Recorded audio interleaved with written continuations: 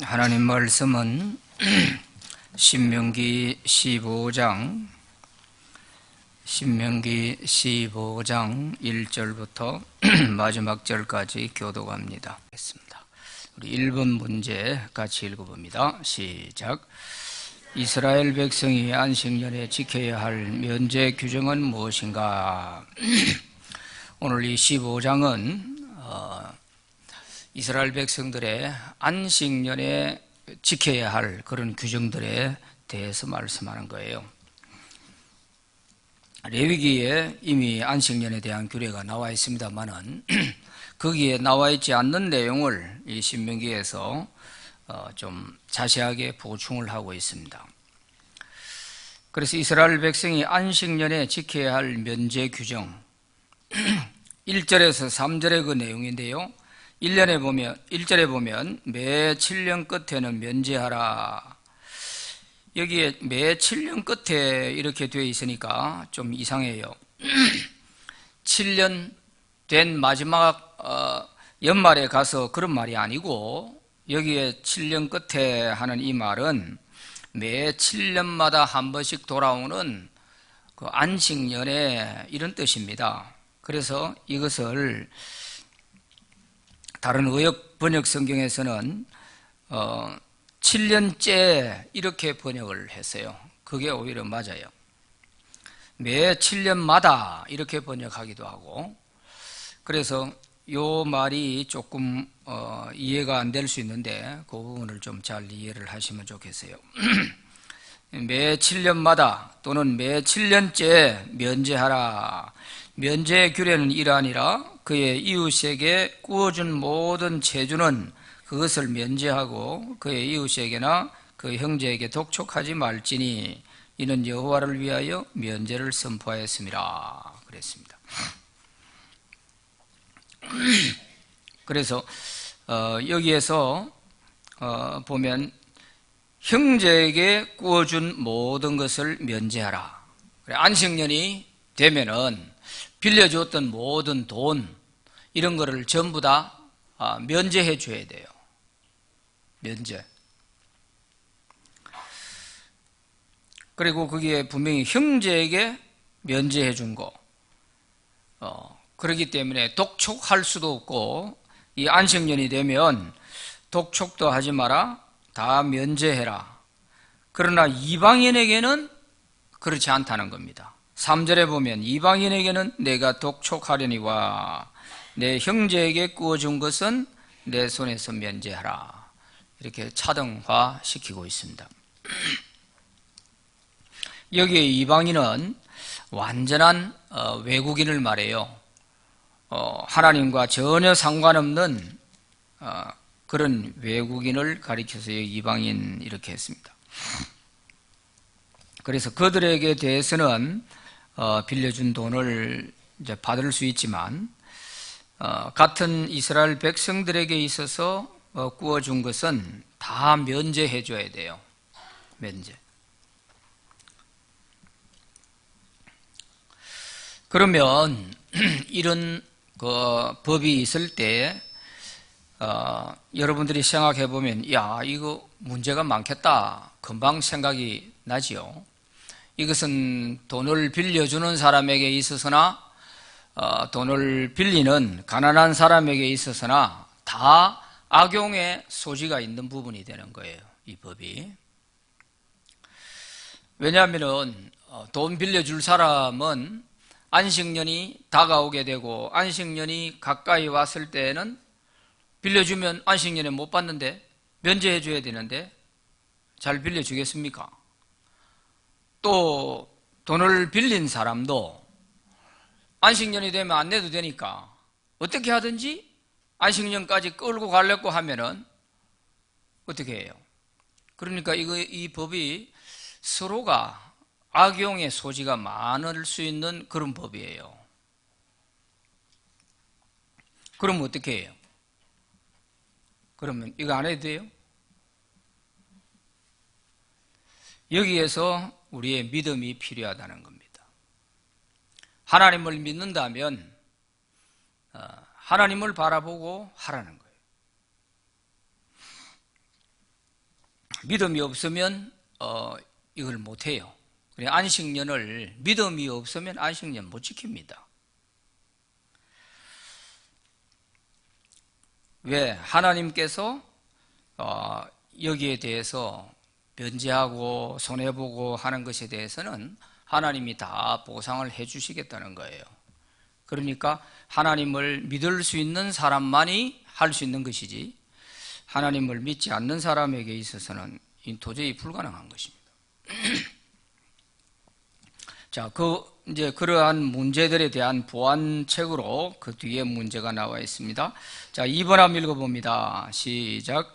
안식년의 면제 규정을 지키면 어떤 복을 약속하셨는가? 4절, 5절, 6절 말씀이에요. 같이 한번 읽어보죠. 시작. 내가 만일 내 하나님 여호와의 말씀만 듣고 내가 오늘 내게 내리는 그 명령을 다 지켜 행하면 내 하나님 여호와께서 내게 기업으로 주신 땅에서 내가 반드시 복을 받으리니 너희 중에 가난한 자가 없으리라. 내 하나님 여호와께서 내게 허락하신 대로 내게 복을 주시리니 내가 여러 나라에 꾸어줄지라도 너는 꾸지 아니하겠고 내가 여러 나라를 통치할지라도 너는 통치를 당하지 아니하리라. 아멘. 엄청난 그 보장에 대한 약속을 하나님이 하시고 있는 겁니다. 그 4절 5절 말씀해 보면 내 하나님 여호와의 말씀만 듣고, 하나님 말씀만 듣고 그랬어요. 다른 법적인 거, 또 불안한 요소에 대한 이야기들, 사람의 말, 이런 말을 들으면 이거 하기가 어려워요. 면제하기 어렵습니다. 오직 하나님 말씀만 듣고 네가 이걸 시행하면 하나님이 반드시 네가 그 면제해 준 것보다 더 많은 복을 주시겠다는 거예요.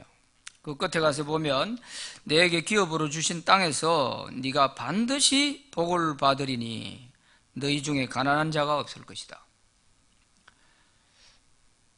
정말 하나님이 확실하게 보장을 하시지 않습니까? 6절에 가서는 네가 여러 나라에 꾸어줄지라도 너는 꾸지 아니하겠고 네가 여러 나라를 통치할지라도 다스림을 받지 않는다. 엄청난 하나님의 약속의 복입니다. 그러니까 이 약속의 하나님의 복의 말씀을 믿을 수 있고 하나님을 신뢰할 수 있는 사람은 하나님의 이 규정을 지킬 수 있습니다. 안식년이 됐을 때 다른 머리 굴리지 않고 그냥 하나님 말씀 지킬 수 있어요. 그러나 이런 하나님에 대한 신뢰가 없으면 못하지요. 그러면은 안식년이 가까워 왔을 때 어려운 사람들이 돈 좀 빌려달라 할 때 없다고 안 빌려주겠죠. 그러되면 어려운 사람들은 더 어려움을 많이 겪을 수 있는 때가 안식년이 가까워질 때입니다. 자, 여기에서 우리가 믿음이 필요한 것이고 복을 받을 수 있을 사람과 받지 못할 사람의 차이가 여기에 있는 것입니다. 이 믿음에 달려 있는 거예요. 인간적인 머리를 쓰거나 어떻게 하든지 자기 손해보지 않는 그런 식으로 생각하면 그거는 자기 계산대로 되는 것이고, 하나님을 신뢰하고 이 약속의 말씀을 믿으면 하나님 말씀대로 될 것이고 그런 것입니다. 네가 헤아리면 헤아리는 대로 하나님도 헤아리실 것이고, 네가 헤아리지 않고 그냥 무조건 주면 하나님은 너에게 누르고 흔들어서 안겨줄 것이라 했어요. 그러니까 어떻게 보면 이스라엘 백성들에게 하나님께서 말씀하신 이러한 규정들은 그야말로 믿음이 아니면 지킬 수 있는 법들이 아닙니다.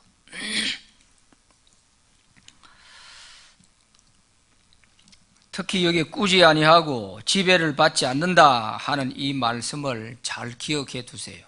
나중에 이 이스라엘 백성들이 안식년을 제대로 지키지 않아 가지고 어떤 대가를 받았는가 하는 것을 알 수가 있어요. 자, 3번 문제 읽어봅니다. 시작. 안식년이 가까웠다고 가난한 자를 외면하면 어떻게 되는가? 7절부터 9절까지의 말씀입니다. 같이 한번 읽어보죠. 시작. 내 하나님 여호와께서 내게 주신 땅 어느 성읍에서든지 가난한 형제가 너와 함께 거주하거든 그 가난한 형제에게 내 마음을 완악하게 하지 말며 내 손을 움켜쥐지 말고 반드시 내 손을 그에게 펴서 그에게 필요한 대로 설 것을 넉넉히 구워주라. 삼가 너는 마음에 악한 생각을 품지 말라. 곧 이러기를 일곱째 해 면제년이 가까웠다 하고 내 궁핍한 형제를 악한 눈으로 바라보며 아무것도 주지 아니하면 그가 너를 여호와께 호소하리니 그것이 내게 죄가 되리라. 아멘. 여기에 강조하고 있는 것을 보세요. 내 마음을 완악하게 하지 말며 내 손을 움켜쥐지 말고, 또 그 뒤에 9절에 가서도 보면 너는 마음에 악한 생각을 품지 말라. 악한 생각을 품지 말라. 또 내 궁핍한 형제를 악한 눈으로 바라보며 아무것도 주지 아니하면 그게 죄다. 악한 마음, 완악한 마음, 이게 뭐겠어요? 그래서 안식년이 가까웠을 때 어려운 사람들이 와서 돈을 좀 빌려달라 이렇게 말을 할 때에 그 어려운 사람들의 입장을 생각하기보다는 요거 안식년이 가까워지니까 돈 안 갚으려고 요때 와서 빌려달라 하는구나 이렇게 생각하는, 이런 게 바로 악한 마음, 완악한 마음, 또 형제를 악한 눈으로 바라보는 그런 것이죠. 이런 마음 가지고는 어떻게 이 규정을 지킬 수가 있겠어요? 하나님 법을 못 지키죠. 그래서 결론은 그가 너를 여호와께 호소할 것인데 그것이 네게 죄가 될 것이다. 그렇게 말씀하고 있어요. 네가 그런 마음 가지고 아무것도 주지 않고 있으면 그 가난한 자가 하나님께 호소하면 그것이 너에게 죄가 될 것이다. 그랬어요.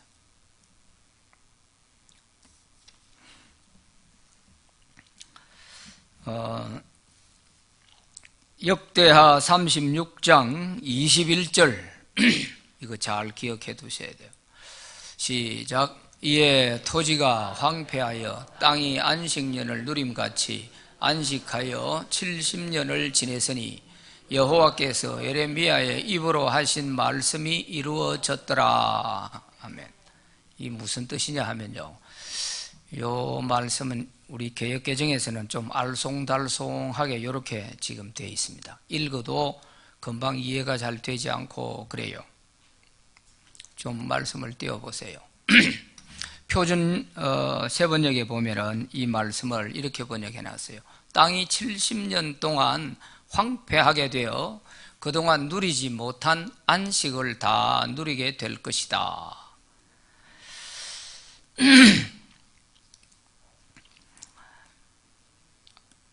자, 예레미야를 통해서 70년 동안 유대인들이 포로로 끌려갈 것이다 그랬는데 왜 하필이면 70년이냐 이거예요. 왜 70년이냐? 여기에 70년이라고 하는 여기에 대한 이유에 대해서 성경에서 딱 찾을 수 있는 이유는 요것 딱 하나입니다. 안식년을 그동안에 안 지켰다는 거예요. 7년에 한 번씩 1년씩 안식년을 하니까 그러면 이스라엘 역사를 볼 때에 70년이면은 몇 년 정도 역사를 가진다는 거예요? 한 500년 역사가 되잖아요. 그 유대인들의 역사를 보면 464년이 되거든요. 거의 500년 가까이 되는 거예요. 그러니까 사울 왕으로부터 시작해서 이스라엘 왕정 역사가 시작되고 유다 쪽은 약 464년 이렇게 되고 북쪽은 그보다 130년이 더 빨리 망했으니까 뭐 그 북쪽은 생각할 것도 없고요. 그래서 그동안 이스라엘 역사가 안식년을 안 지켰다는 거예요. 그래서 하나님께서 그것을 안 지킨 안식년 1년씩을 모아가지고 70년 동안 포로로 끌려가게 하고 그 땅을 70년 동안 쉬게 만들었다는 뜻입니다. 이게 얼마나 무서운 얘기예요. 70년을 쉬게 만들었고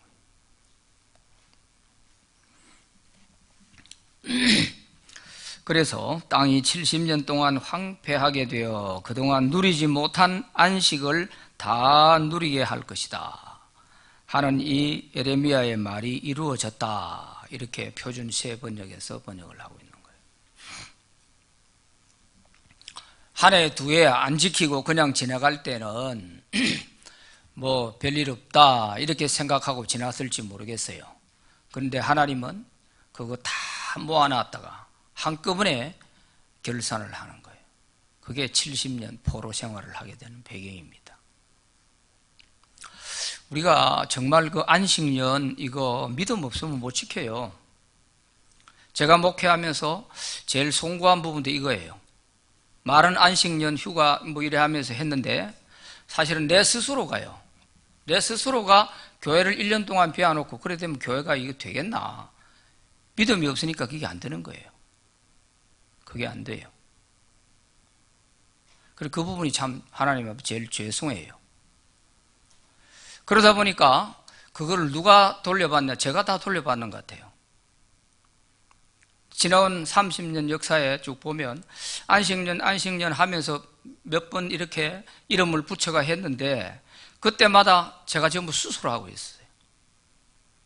안 할 수 없는 상황이 돼가 한 달, 두 달씩 쉬고 그랬어요.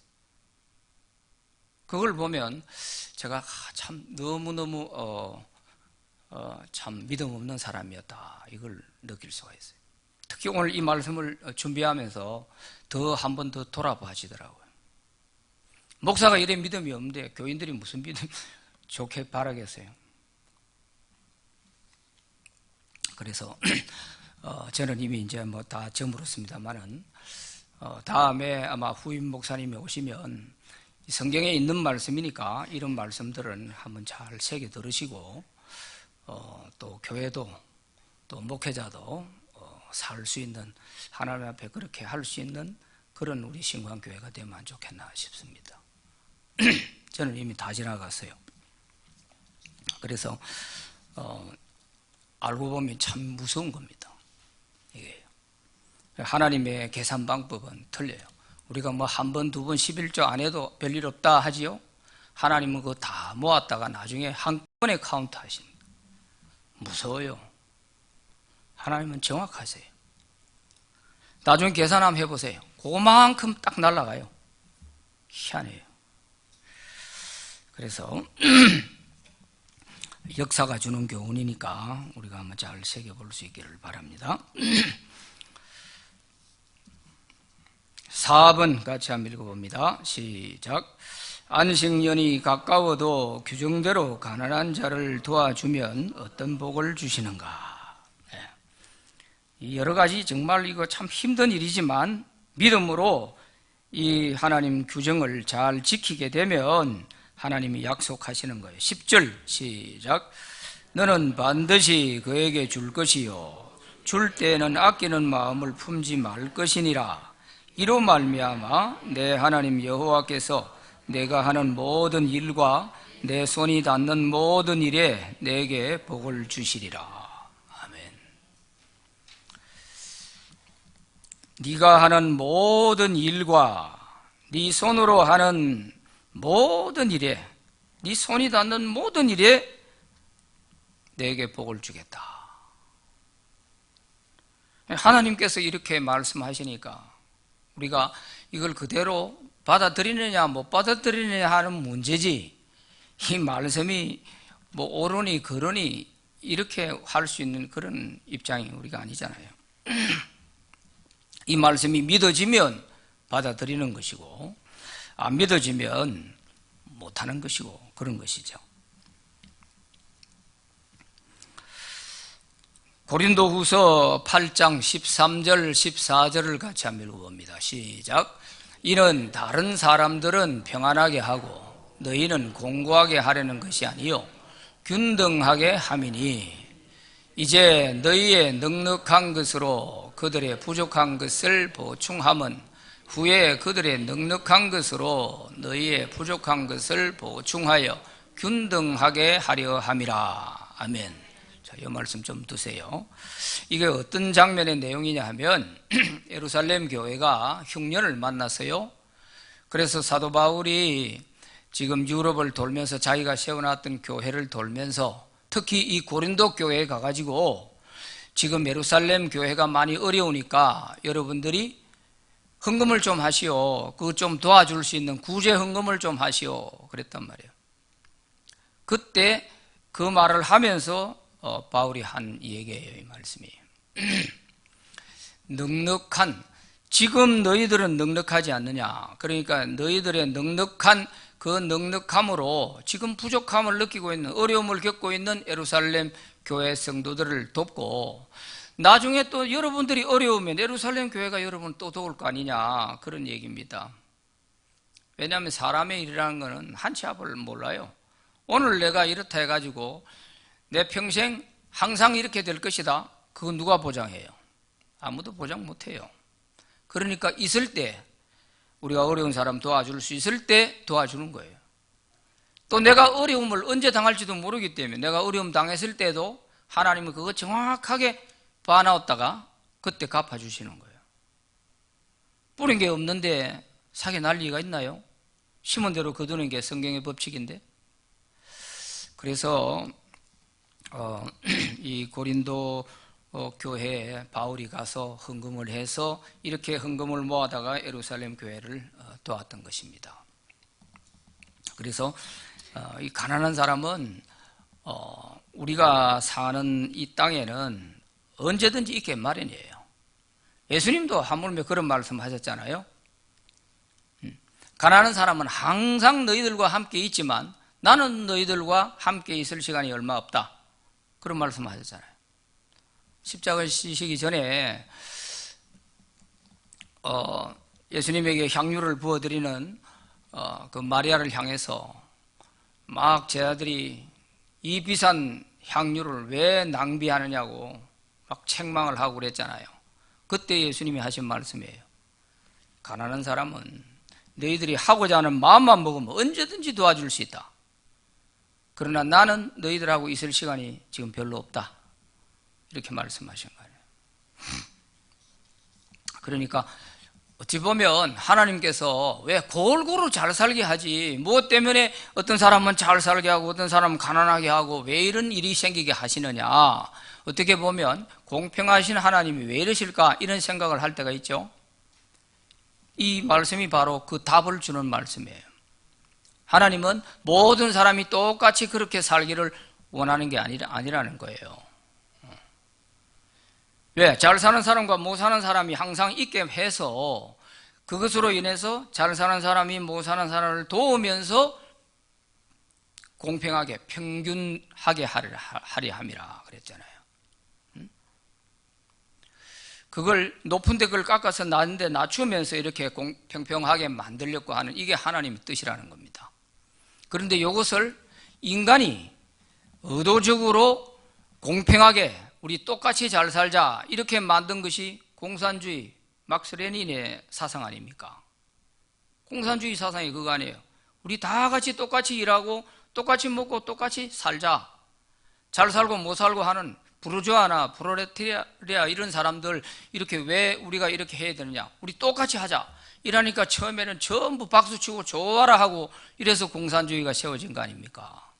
그런데 막상 대놓고 보니까 공산주의가 더 심한 거예요. 권력층에 있는, 지도층에 있는 사람은 부르주아보다도 더 착취를 많이 하고 말이에요. 어려운 사람은 더 못 살고 그렇잖아요. 그게 공산주의가 70년 동안에 증명을 해 보여준 거 아닙니까? 이게 하나님 뜻이 아니라는 거예요.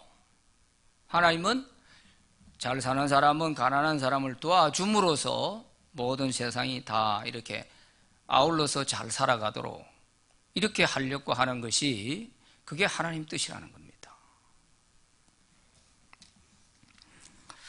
그러니까 이 점을 우리가 좀 잘 알아둘 필요가 있습니다.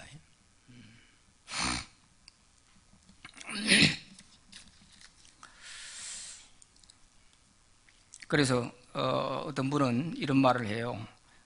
내가 남보다 많이 가졌다는 것은, 이것은 내가 누릴 복이 아니라 갖지 못한 사람을 위한 내가 보관하고 있는 거라. 갖지 못한 사람들을 도와주기 위한 사명이 내게 있다, 이렇게 얘기를 했어요. 오프라 윈프리가 그 말을 했다니까요. 많이 가진 사람은 가난한 사람을 도와주기 위한 사명을 가졌다. 사명. 건강한 사람은 병든 사람을 위해서 도와주기 위해 내게 사명이 있다는 거예요. 그거를 특권이라 생각을 안 하고 그걸 사명으로 생각했어요. 제가 언젠가는 설교 시간 때 한번 말씀드린 적도 있죠. 자, 5번 읽어봅니다. 시작. 안식년에 종들에 관해서 지켜야 할 규정과 복은 무엇인가? 12절부터 15절까지에 나와 있는 내용인데요. 이제 종에 대한 거예요. 안식년이 되면은 데리고 있던 이 하인들, 이 종들에 대해서 어떻게 해야 되느냐? 종들을 다 풀어줘야 돼요. 유대인들에게 있어서 종은 세 종류의 종이 있어요. 가난 때문에 빚에 몸이 잡혀서 그 빚을 갚을 때까지 종살이를 하는 이런 종이 있고요. 전쟁에서 져가지고 포로로 잡혀와가지고 노예가 된 종이 있고요. 그 다음에 스스로 내가 종이 되는 경우가 있어요. 스스로 내가 스스로 살아갈 수 있는 능력이 없으니까 나를 종으로 받아주시오 해가지고 이래서 평생 종으로 살아가는 이런 사람이 있어요. 이 세 종류의 종이 있는데 오늘 여기서는 안식년이 되면 무조건 다 풀어주라는 겁니다. 다 풀어주라. 특히 가난에 돈에 잡혀가지고 있는 사람이라면 다 풀어주라는 거예요. 이게 쉽지 않잖아요. 그래서 거기 12절부터 15절까지의 거기 내용을 보시면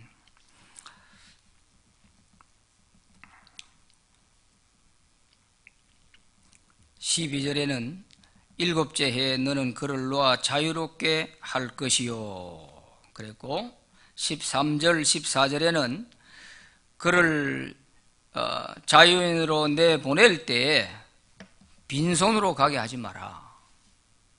그동안 너희 집에서 많이 수고를 했으니까 후히 주어서 내보내도록 해라. 그 말씀이에요. 자, 13절 14절 읽어봅니다. 시작. 그를 놓아 자유하게 할 때에는 빈손으로 가게 하지 말고 내 양무리 중에서와 타작마당에서와 포도주 틀에서 그에게 후히 줄지니 곧 내 하나님 여호와께서 내게 복을 주신 대로 그에게 줄지니라. 후히 주어서 보내도록 하라. 그런 말씀이에요. 이것도 믿음이 없으면 어렵습니다. 어떻게 하든지 이렇게 흠을 잡아가지고 안 주려고 하고 적게 주려고 하고 그러겠죠. 믿음이 있으면 그리하면 어떻게 하겠다? 하나님이 갚아주시겠다는 거예요. 18절에 가서 보면 뭐라고 했어요? 그가 6해 동안에 품꾼의 삭새 배나 받을 만큼 너를 섬겼은즉 너는 그를 놓아 자유하게 하기를 어렵게 여기지 말라. 그리하면 내 하나님 여호와께서 내 범사에 내게 복을 주시리라. 하나님이 네가 그 종들 풀어준다고 하고 뭐 후이 줘서 내보냈다 해서 내가 그거 다 보고 있다. 내가 그거 다 카운트하고 있다. 그러나 네가 나를 바라보고 하나님을 신뢰하고 네가 그걸 시행하면 내가 네 범사에 그 이상으로 더 채워줄 것이다. 그 말 아닙니까? 그러니까 믿음이 없으면 하나도 못 지켜요. 그러니까 유대인들이 500년 역사에 안식일을 한 해도 제대로 못 지킨 거예요. 다 땅을 쉬게 하고 해야 되는데 믿음이 없으니까 못하는 거예요. 불안해가지고 안 되는 거예요.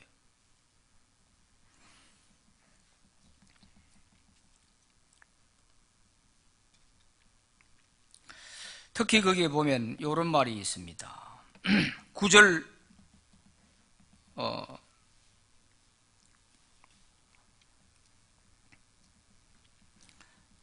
여기 16절, 자 15절 말씀 한번 읽어보세요. 15절 시작. 너는 애굽 땅에서 종되었던 것과 내 하나님 여호와께서 너를 속량하였음을 기억하라. 그것으로 말미암아 내가 오늘 이같이 내게 명령하노라. 하나님께서 이 명령을 하시는 근거가 어디 있느냐? 그 말씀을 15절에서 하고 있어요. 내가 너희들에게 이런 명령할 그런 권리가 있다. 왜? 너희들이 애굽에서 종살이 했지 않느냐? 애굽에서 너희들이 종살이하고 있을 때 내가 너희들 거기에서 해방시켜서 자유인이 돼서 나오게 된 거 아니냐? 너희는 이미 나에게 이런 빚을 지고 있다. 그러니까 내가 이스라엘 너희들에게 이 말 할 수 있는 권리가 있는 것이지. 너희들이 내한테 빚 진 거 아니냐? 이거 기억해라는 거예요. 이거 잊어버리지 마라. 여호와께서 너를 속량하셨음을 기억하라. 너희들이 그런 신시에 당해보고도 왜 너희 집에 있는 하인 하나도 제대로 내보내주는 이거를 못 내보내주고 아까워하고 흠을 잡아서 아무것도 안 주고 내보내려 하고 그런 식으로 하냐? 그 말이에요. 우리가 잘 좀 새겨 들어볼 필요가 있죠. 그래서 이런 거 두려워하지 말라는 겁니다. 18절에서 이런 생각 가지고 두렵게 여기지 말고 이 말씀대로 하면 범사에 내게 복을 줄 것이다. 네가 손해봤다고 생각하는 그 이상으로 하나님은 더 채워주실 것이다. 그런 말씀. 그러니까 이 말씀이 믿음으로 안 받아들여지면 아무것도 안 돼요. 하나님 말씀 우리가 지킬 수가 없어요. 자, 6번 시작. 안식년에 주인을 사랑하여 떠나지 않겠다는 종은 어떻게 해야 하는가? 자, 16절 17절에 있는 말씀인데 이제 안식년이 돼서요. 이 하인들이 다 이제 자유인이 돼서 나갈 수 있는 이런 이제 기회가 온 거죠. 그런데 그 중에서 안 나가겠다고 하는 사람이 있는 거예요. 나는 영원히 당신 집에서 하인으로 있겠습니다. 이런 사람이 있는 거예요. 16절 17절 읽어봅시다. 시작. 종이 만일 너와 내 집을 사랑함으로 너와 동거하기를 좋게 여겨 내게 향하여 내가 주인을 떠나지 아니하겠노라 하거든 송곳을 가져다가 그의 귀를 문에 대고 뚫으라. 그리하면 그가 영구히 내 종이 되리라. 내 여종에게도 그같이 할지니라. 남종이든 여종이든 간에 내가 주인을 사랑하기 때문에 떠나지 않고 이 집에서 영원히 종으로 있겠습니다 하는 이런 사람이 있을 때는 그 사람을 재판관에게 데리고 가서 그렇게 문지방에 대고 이렇게 송곳으로 구멍을 뚫어라. 귀에다 구멍을 뚫어라. 그러면 그 사람은 이 집에 영원한 종이 되었구나 이렇게 알 수 있는 거예요. 자, 거기에 대한 좀 더 자세한 내용이 출애굽기 21장 2절부터 6절까지 있습니다. 한번 읽어봅니다. 시작. 내가 히브리 종을 사면 그는 6해 동안 섬길 것이요 7째 해에는 몸값을 물지 않고 나아가 자유인이 될 것이며 만일 그가 단신으로 왔으면 단신으로 나갈 것이요 장가 들었으면 그의 아내도 그와 함께 나가려니와 만일 상전이 그에게 아내를 주어 그의 아내가 아들이나 딸을 낳았으면 그의 아내와 그의 자식들은 상전에게 속할 것이요 그는 단신으로 나갈 것이로되 만일 종이 분명히 말하기를 내가 상전과 내 처자를 사랑하니 나가서 자유인이 되지 않겠노라 하면 상전이 그를 데리고 재판장에게로 갈 것이요 또 그를 문이나 문설주 앞으로 데리고 가서 그에게다가 송곳으로 그의 귀를 뚫을 것이라. 그는 종신토록 그 상전을 섬기리라. 아멘. 자, 이유가 나와 있죠. 여기에 보면 왜 나가라고 자유를 주는데도 안 나가려고 하느냐. 가족과 생이별을 해야 되니까. 이런 문제 때문에 나갈 수가 없는 겁니다. 아까 방금 읽은 말씀에도 나와 있잖아요. 들어올 때 아예 가정을 이루어가지고 가정이 하인으로 다 같이 들어왔으면 나갈 때도 다 같이 나갈 수 있는데 혼자 들어와가지고 주인이 장가를 보내가지고 거기서 또 자식이 태어났어요. 이렇게 됐을 경우에는 나갈 때는 자기 혼자만 나가야 돼요. 들어올 때 자기 혼자 들어왔기 때문에. 그러면은 아내와 아이들 다 두고 가야 되는 거예요. 이게 히브리인들의 그 노예법인데 사실 굉장히 그 시대에 고대 시대에 있었던 법이니까 이 하인들 하인은 재산 목록에 올라가지 하나의 그 사람 취급을 하지 않았어요. 그러니까 혼자 들어왔으면 혼자 나가고 장가 보내주고 한 거 이거는 다 내가 해준 거니까 이건 다 두고 가야 된다. 그런 식이죠. 지금의 우리로서는 이해하기가 좀 어렵지만 그 당시 고대법에서 지금 이렇게 했던 것입니다. 그러니까 나갈 수가 없죠. 내가 가족을 사랑하고 그러니까 내가 혼자 나갈 수가 없습니다. 여기서 그냥 영원히 종으로 있겠습니다. 이래서 남게 되는 사람이 있는 거예요. 그래서 이런 사람들은 이제 재판관이 보는 앞에서 정인으로 서고 그래서 귀를 뚫는 거예요. 그래서 귀가 뚫린 사람은 보면 이 사람은 어떤 종이다? 영원히 스스로 자원한 종이구나 이렇게 알 수 있는 거 아니에요. 거기다가 심지어는 주인의 이름까지 새겨진 글을 여기다 갖다 걸었다고 그래요. 그러니까 알고 보니까 귀걸이에 역사가 별로 그렇게 썩 좋은 게 아니더라고. 그렇잖아요. 결혼할 때 여자들이 왜 귀걸이를 해가지고 일하느냐. 그 귀걸이에는 사실은 지금은 액세서리 개념이지만 그 당시에는 내가 누구의 종이다는 거죠. 그러니까 사라도 아브라함을 주라고 했다니, 주.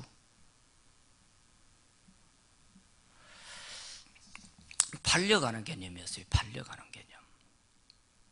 그래서 장가를 갈 때 장가 갈 사람이 그 아내를 사실은 지불을 하잖아요. 몸값을 지불하고 데리고 가는 거 아니에요. 지금도 이런 것들이 방글라데시 가는데 가보니까요. 그런 풍습들이 남아 있어요. 결혼식을 하면은 한 2주, 1주, 2주 정도를 계속 잔치를 하는 거예요. 온 마을이 잔치를 하는 거예요.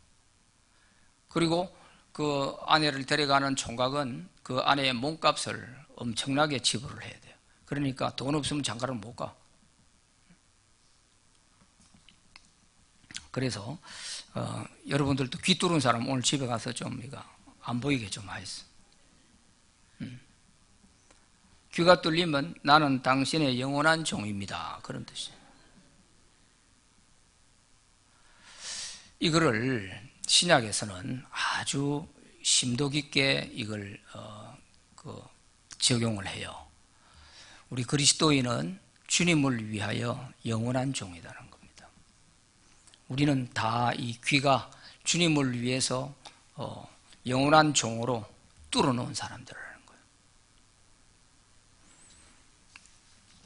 자, 7번 읽어봅니다. 7번 문제 시작. 소와 양의 첫 새끼 수컷은 어떻게 해야 하는가? 19절부터 23절까지 거기에 내용은 초태생에 대한 규정입니다. 초태생. 소나 양 가운데서 처음 태어난 것, 또 이것뿐만 아니라 다른 것도 마찬가지, 다른 동물들도 마찬가지입니다. 여기서는 소하고 양만 해놨는데 정결한 짐승, 하나님께 바칠 수 있는 짐승뿐만 아니라 부정한 짐승, 하나님께 바치지 못하는 짐승이라 할지라도 처음 난 새끼는 무조건 다 하나님의 것이에요. 하나님의 것이다 하는 거예요. 출애굽기 13장 12절 출애굽기 13장 12절 같이 읽어봅시다. 시작. 너는 태에서 처음 난 모든 것과 내게 있는 가축의 태에서 처음 난 것을 다 구별하여 여호와께 돌리라. 수컷은 여호와의 것이니라. 처음 태어난 것 중에서 수컷은 다 하나님의 것이에요. 다. 자, 요것은 우리가 12장, 신명기 12장 공부할 때에 잠깐 언급을 하고 넘어간 내용이 있는데요. 신명기 12장 5절부터 6절, 7절 여기에 보면 그 얘기가 잠깐 좀 언급이 됐던 적이 있어요. 요거는 어떤 개념이냐 하면은 처음 태어난 것은 다 하나님의 것이다 했는데 이거는 하나님께 어떻게 바치느냐? 제물로 안 바칩니다. 이건 제물로 바치는 게 아니에요. 처음 태어난 이 새끼들은. 그래서 거기 뭐라고 그랬어요? 부리지도 말고 양인 것 같으면 양 털도 깎지 마라. 이 말은 뭐예요? 하나님의 것 가지고 네 이익 보려고 하는 일에 하지 말라는 거예요. 쓰지 말라는 거예요. 양털 깎는 게 뭐예요? 그게 양털을 깎아서 팔아서 돈을 버는 거 아니에요. 그러니까 이 첫 새끼에 대해서는 하나님의 것이니까 네가 거기에서 이익을 얻으려고 소를 부리고 또 양 새끼의 털을 깎고 이렇게 하면 안 된다는 거예요. 그게 뭐 작은 새끼 그대로 두고 하는 얘기 아니에요. 처음 태어난 것이 그게 자라면 크게 되어 있잖아요. 그렇지만 이거는 처음 태어난 초태생이니까 하나님의 것이라 구별해 놓아야 돼요. 구별해 놓고 이것은 무슨 제삿날 제물로 갖다 바치고 이렇게 못해요. 그리고 그걸 어떻게 쓰느냐 여기에 나와 있잖아요. 그게 어떻게 사용되느냐 하면은 지난 시간에 지난 수요일 날 제가 말씀드릴 때 이스라엘 백성들의 11조가 세 종류가 있다고 그랬죠. 11조가 세 종류가 있다 했잖아요. 첫 번째 11조는 이스라엘 백성들이 자기가 살고 있는 마을의 레위인들에게 생활비로 11조를 갖다 드리는 거예요. 그러면 그 레위인은 받은 거기에서 10분의 1을 또 떼서 제사장에게 줘요. 이거는 제사장과 레위인들 생활비로 주는 11조예요. 하나님께 바치라는 게 아니에요. 두 번째 11조가 어떤 것이냐 하면은 두 번째 11조는 1년에 유대인들이 3번씩 성전에 가서 제사를 지내야 돼요. 절기라는 거, 절기. 3번 절기가 있어요. 그 절기 때 가가지고 그때는 제물을 바쳐야 돼요. 제물을 소든 양이든 자기 형편대로 제물을 바치는데 요때 드리는 절기 때의 예배는 화목제입니다. 화목제. 번제를 드리면 다 하나도 없잖아요. 다 태워서 없애야 되니까. 그런데 화목제예요. 화목제는 제사를 지내고 나면은 그 제사를 집례하는 제사장 몫이 있어요. 짐승의 그 제물의 가슴과 오른쪽 뒷다리, 요것은 제사장 거예요. 그래서 제사장 거 주고 그 다음에 나머지는 제사를 드리는 제주가 자기 가족들과 함께 다 그 성전에서 먹어요. 그거를 파티를 한단 말이에요. 파티를. 곡식이든 뭐든 이때 이제 그 11조를 다 가져가 가지고 하는 거예요.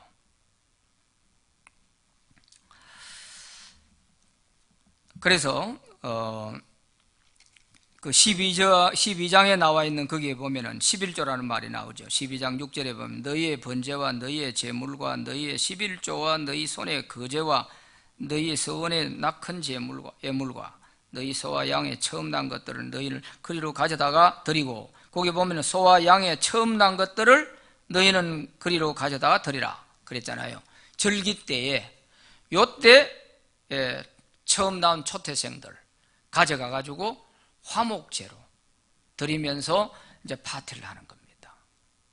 파티를. 그러니까 짐승들이 많으면은 어디 처음 태어난 초태생이 어디 한 마리뿐이겠습니까? 여러 마리가 있을 거 아니에요. 그렇다 해가지고 그 애 태어났다가 그거 전부 다 하는 거 아니잖아요. 그게 계속 쌓였을 거 아닙니까? 많으면은 쌓일 거 아니에요.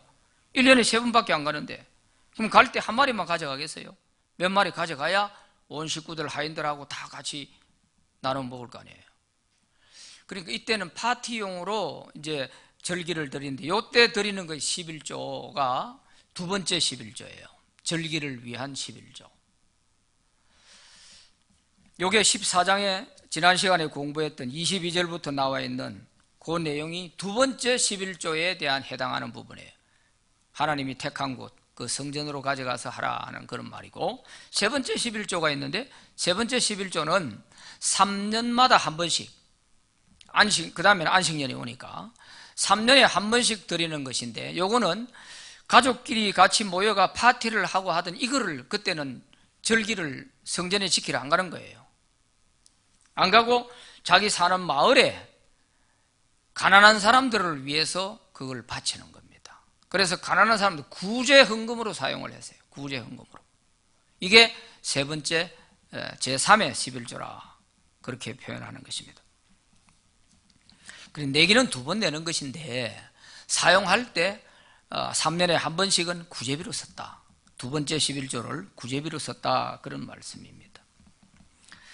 자, 그런 점에서 오늘 여기에 나와 있는 내용 초태생, 요거는 어떻게 처리를 하느냐, 바로 요럴 때, 절기 때 요럴 때 했다 하는 것입니다. 자, 그렇게 해서 이 안식년에는 정말 믿음 없이는 지키기 어렵다 하는 것을 우리가 말씀을 보면서 이제 느꼈을 것입니다. 하나님을 신뢰할 것이냐, 아니면 내 인간의 지혜와 또 이런 꾀를 쓰면서 그렇게 한번 잘 살아보려고 할 것이냐 하는 이 둘 중에 하나를 선택해야죠. 우리가 자기 믿음대로 선택하는 거예요. 강요한다고 되는 것이 아니니까. 그래서 이 안식년에 대한 부분은 꼭 여러분들이 한번 잘 생각해보고, 정말 왜 이렇게 하나님께서 하라고 하시는지, 이걸 지킬 때 그만큼 하나님이 확실하게 보장을 해 주시거든요. 엄청난 보장을 해 주시는데, 믿음 없으면은 그걸 다 어떻게 수용할 수가 없어요. 안 되는 거예요. 불안하고 초조해서 안 되는 거죠. 그래서 우리는 다 믿음의 사람으로서 하나님 말씀 잘 지킴으로써 약속된 이 복을 받을 수 있는 저와 여러분 되시기 바랍니다. 기도합시다. 하나님 아버지 감사합니다.